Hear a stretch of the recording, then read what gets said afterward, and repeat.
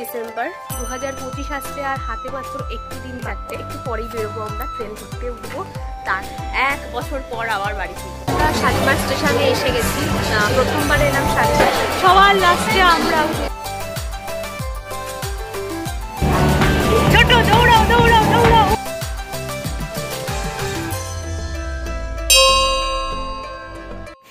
Hello you all, তো আমি পুরো রেডি হয়ে গেছি ফ্রেশ হয়ে। এখন তো আমাদের সাইট সিনের জন্য বেরোতে হবে, তাই এখন আমরা বেরোবো। এখানে বাবা রেডি, মা রেডি, আর আমিও এখানে রেডি। এই জামাটা পরেছি আজকে, নতুন জামা কিনেছিলাম এমনি পরবো বলে, কিন্তু আজকেই পরে নিলাম।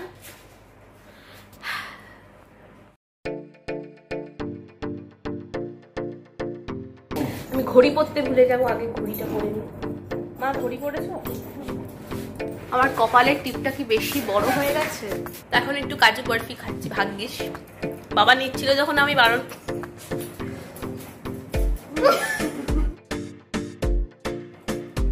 বাবা নিচ্ছিল যখন আমি ভাবছিলাম বেকার কাজু বরফি নিচ্ছে, কিন্তু খেতে বেশ ভালো লাগছে।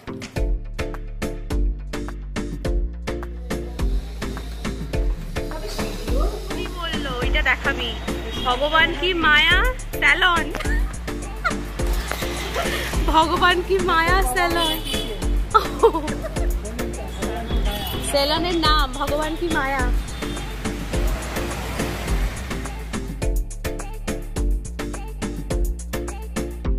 এখন তো আমরা গাড়িতে উঠে গেছি আমাদের সাইট সিন গুলো করবো বলে। 8 ঘন্টা ওয়েট করার পর ফাইনালি গাড়িতে উঠলাম, আর এখন আমরা যাচ্ছি আমাদের প্রথম টুরিস্ট স্পট মা ঘণ্টেশ্বরীর মন্দিরে। তো সেই উদ্দেশ্যেই যাচ্ছে। রাস্তাটা এত সুন্দর, রাস্তার দুধারে জঙ্গল, একদম ঘন জঙ্গল, আর ঘাসের রংগুলো হলুদ হলুদ হয়ে গেছে মানে, আর মাঝখানে মাঝখানে যে বুনো ফুলগুলো ফুটে থাকে, অসাধারণ লাগছে। নেই একটু বুঝে নাও, ছোট ছোট খরগোশ বা এই টাইপের প্রাণীরা আছে। খরগোশ আর কি আছে? খরগোশ, চুয়া, চুয়া আছে, তোমার শিয়াল থাকতে পারে, শিয়াল আমাদের ভালুক থাকতে পারে। ভালুক থাকলে বলতো, কিন্তু জানতে জানে কি সব এই ফরেস্টের নামই জানে না, আমরা একটা নাম দিয়ে দিই চলো।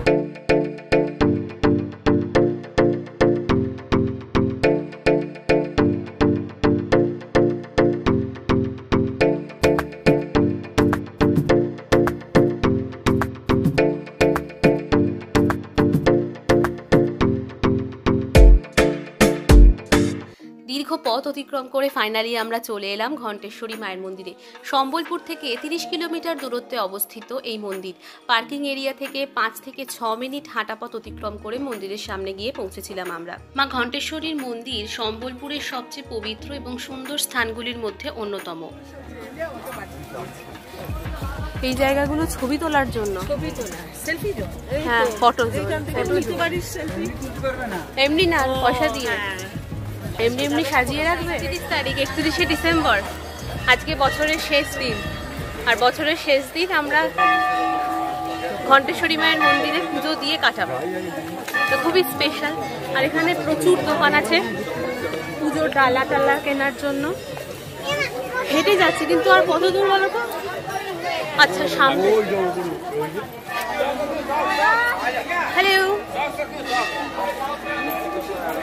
খোলার জন্য আলাদা কোনো জায়গা দেখলাম না, তাই সিঁড়িতেই আমরা জুতোগুলো রেখে এই নিচে আমরা এখন যাচ্ছি। সিঁড়ির ওপরে জুতোগুলো খুলে রাখি। নাম শুনেই বোঝা যাচ্ছে যে এখানে সর্বত্র ঘণ্টা রয়েছে। মানুষ তাদের ইচ্ছা পূরণের পর মাকে ঘণ্টা নিবেদন করে। মন্দিরের পাশেই মহানদীর অবস্থান, যেখানে অতীতে নৌ চলাচল। পূর্বে এই স্থানে বড় আকারের ঘণ্টা ছিল এবং বাতাসের সাহায্যে সেগুলি বিশাল শব্দ তৈরি করেছিল, যা নাবিকদের এই তীব্র স্থান সম্পর্কে সচেতন করত। এই এলাকাটি মহানদীর 3টি জলধারা নিয়ে তৈরি হওয়া এখানে জলপ্রবাহ ছিল তীব্র। এমনকি পূর্বে এই স্থানের কাছাকাছি আসার সময় অনেক নৌকা ডুবেও পর্যন্ত গেছিল। তাই বাতাসের সাহায্যে তৈরি হওয়া এই ঘণ্টার ধ্বনিগুলি নাবিকদের সতর্ক করে দিত। হীরাকুদ বাঁধ নির্মাণ হওয়ার ফলে জায়গাটি অনেকটাই নিরাপদ হয়ে গেছে।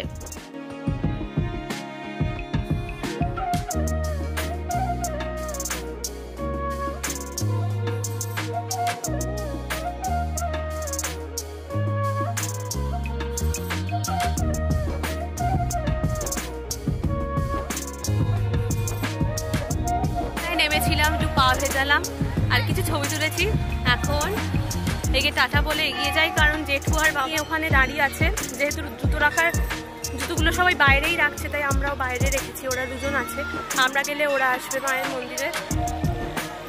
তো আমরা এখন উঠে যাচ্ছি। আর কি অসাধারণ, আসলে এটা এখনো কাজ হচ্ছে, ওদিকে অনেক কাজ হচ্ছে, তারপরে এইদিকেও কাজ হচ্ছে। ওই যে মা,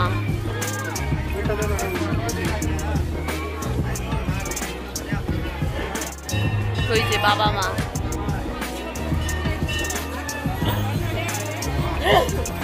তো এইটাই হচ্ছে ঘণ্টেশ্বরী মায়ের মন্দির যাওয়ার রাস্তা।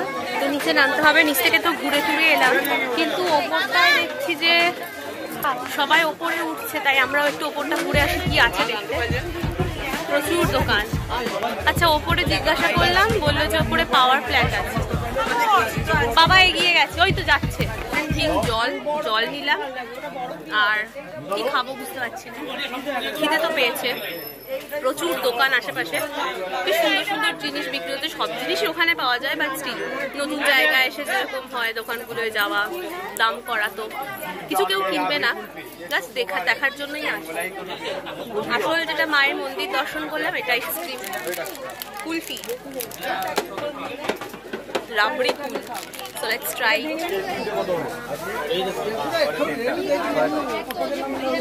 সুন্দর কেসারের একটা স্মেল আছে, এটা আসলে মায়ের। I like it. যে দোকানেই যাবো দোকানদারের মাথা খারাপ হয়ে যাবে জিনিস হিসাব করার টাইমে, কারণ একবারে আমরা বলি না, এটা খুব বদ অভ্যাস, তার জন্য বিলিং এর টাইমে খুব প্রবলেম হয়।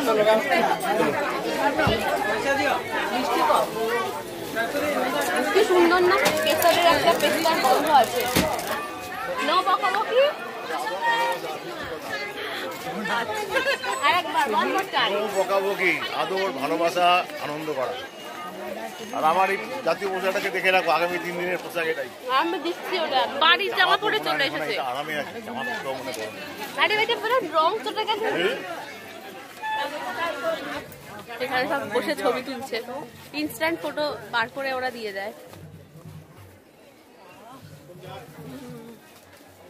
এই আমার বৈষ্ণব দেবীর মতো লাগছে। মেলায় যাবো না তো কি হচ্ছে, মেলা গাড়ি এসেছে।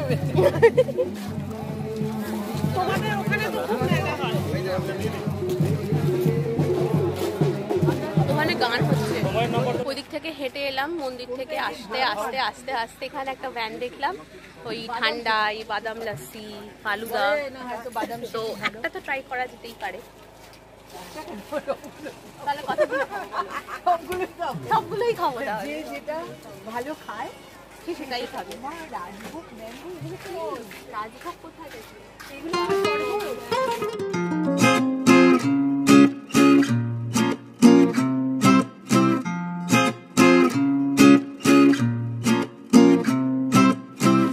কেমন? অসাধারণ। এই তো বাদাম থেকে কিচ্ছু মেশাবে না, আমি এরকম I like it.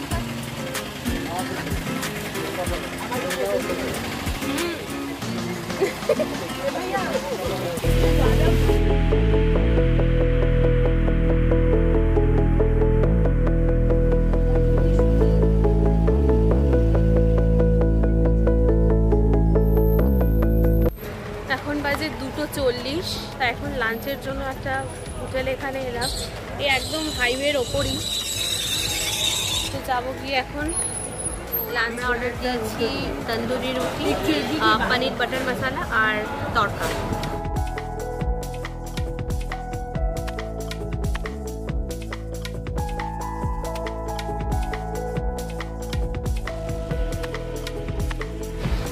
খাওয়া দাওয়া ডান, এখন লাস্ট ফিনিশিং টাচেস, মুখ শুদ্ধি। আমার এটা বেস্ট, বিশেষ করে এই মিষ্টিগুলো।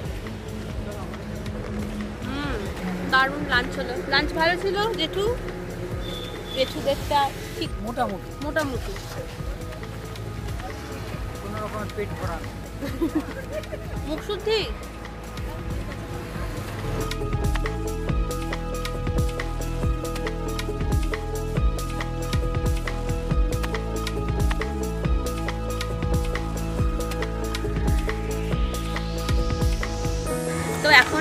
জওহর মিনারে আছি, হীরাকুদ বাঁধ দেখতে যাচ্ছি।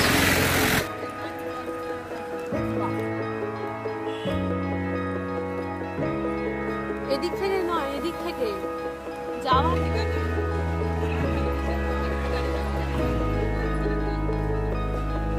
হীরাকুদ বাঁধের মনোরম দৃশ্য দেখার জন্য বিশেষ দুটি জায়গা হচ্ছে গান্ধী মিনার আর জওহর মিনার। এখন আমরা আছি জওহর মিনারে। মহানদীর ওপরে সম্বলপুর থেকে প্রায় 15 কিলোমিটার দূরে অবস্থিত এই জায়গাটি। It is the longest earthen dam in the world. স্বাধীনতার পরে প্রথম বহুমুখী নদী উপত্যকা প্রকল্পগুলির মধ্যে এটি একটি অন্যতম। তাহলে ভিড়টা বুঝতে পারছো?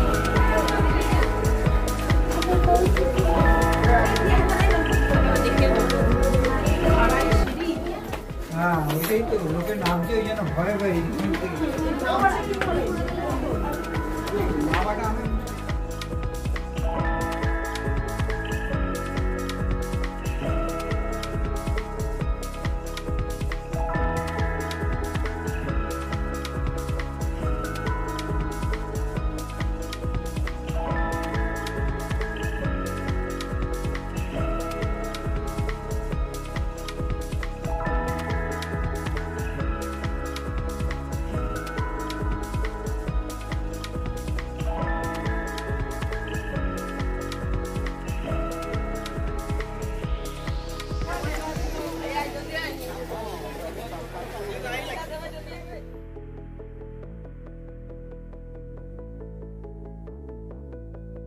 এতক্ষণ আমরা ছিলাম জওহর মিনারে। এখান থেকে হীরাকুদ বাঁধকে খুব সুন্দরভাবে দেখলাম, কিন্তু এখন আমরা চলে এসেছি বুরলা।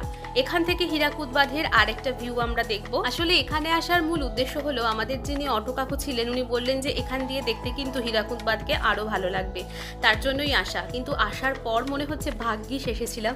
দুধারে গাছ, আর গাছের ছাউনিতে পুরো রাস্তাটা একটা অন্ধকার ঠান্ডা ঠান্ডা একটা ভাব আসছিল। একটা খুব সুন্দর একটা পরিবেশ সৃষ্টি হয়েছে।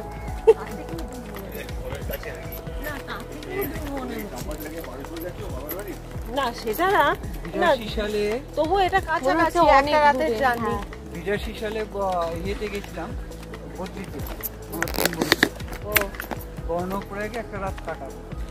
এবারে একদম নদীর ধারেই হোটেল, ঠান্ডা হোটেলটা ঠিক এরকম সারা রাত ধরে তুলতুল তুলতুল আর ঠান্ডাও তো সেরকম। হ্যাঁ, ওই জলের আওয়াজটা কানে আসলে আরো ঠান্ডা হয়েছে।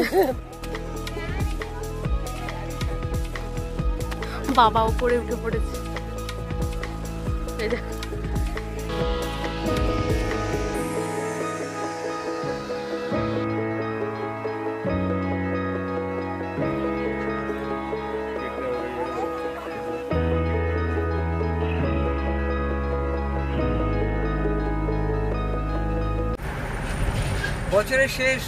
বছরের শেষ সূর্যাস্ত। হ্যাঁ, এটা ডুবে যাচ্ছি।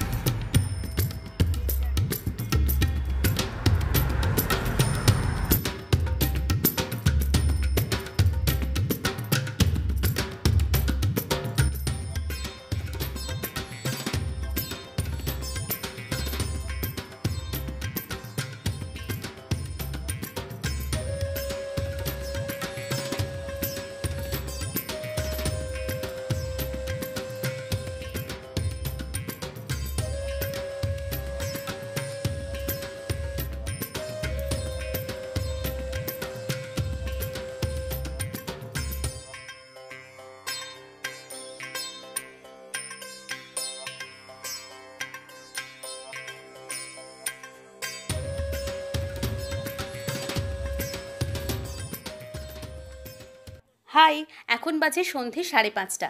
ঘুরতে ঘুরতে আমরা এখন চলে এসেছি সম্বলেশ্বরী মায়ের মন্দিরে। দেবী সম্বলেশ্বরী প্রাচীনকাল থেকেই জগৎ জননী, দুর্গা, মহালক্ষ্মী, মহা সরস্বতী এবং আদি শক্তি নামে পূজিত হয়ে আসছেন। ভগবান জগন্নাথের পরে তিনিই ওড়িশার একমাত্র দেবী যিনি এত বিশাল অঞ্চলের অধিষ্ঠাত্রী, সমগ্র পশ্চিম ওড়িশা জুড়ে এবং ঝাড়খণ্ড ও ছত্তিশগড়ের কিছু অংশে বিস্তৃত।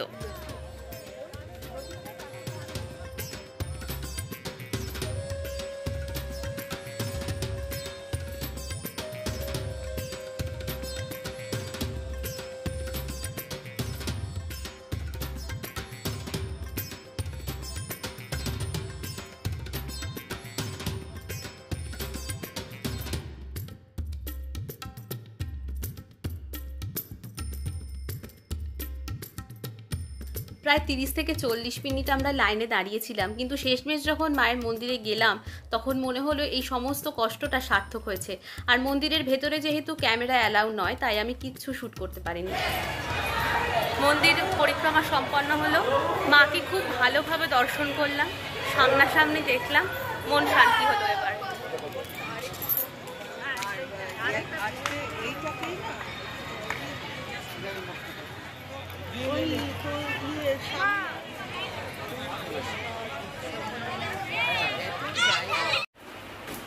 হ্যালো এভরিওয়ান, তো এই জাস্ট আমরা রুমে ঢুকলাম মন্দির থেকে।